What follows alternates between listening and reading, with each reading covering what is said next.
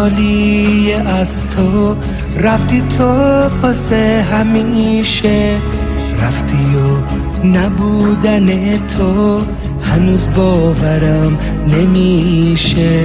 این اتاق ساده کم بود، جای تو قلب بهشته، پر زد از زمین خاکی یه فرشته، یه فرشته. اون عزیزی که تو دنیا یار من بود، یاورم بود، نازنینم نازنینم، اون فرشته مادرم بود. اون عزیزی که تو دنیا یار من بود، یاورم بود، نازنینم نازنینم، اون فرشته مادرم بود.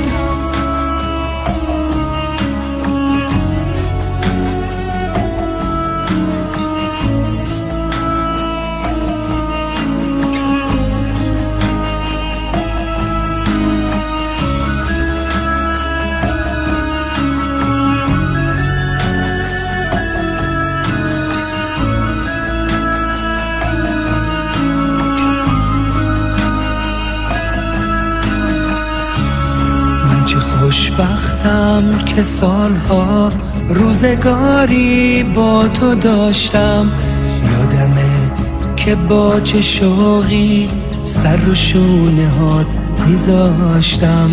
کاش میشد بازم ببوسم اون دو دست مهربونت، اسممو یه بار دیگه میشنیدم از زبونت.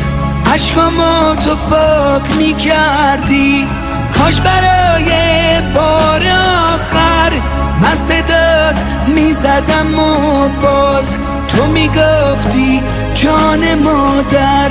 کاش میشد حتی یه لحظه در کنار تو بشینم، اگه تو بودی میگفتی نذار عشقاتو ببینم.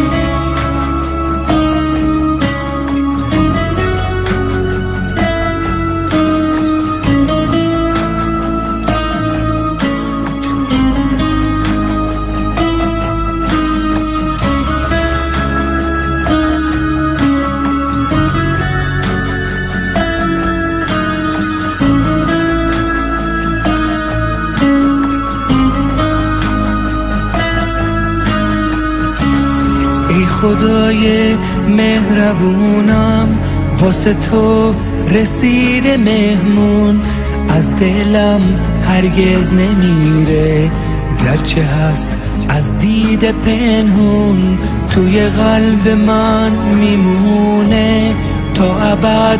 یاده یه لبخند نازنینم رو از این پس میسپرم به تو خداوند.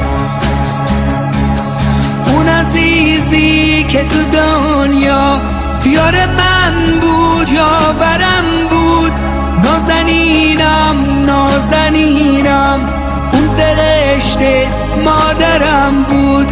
اون عزیزی که تو دنیا یار من بود، یاورم بود، نازنینم نازنینم، اون فرشته مادرم بود، اون فرشته مادرم بود.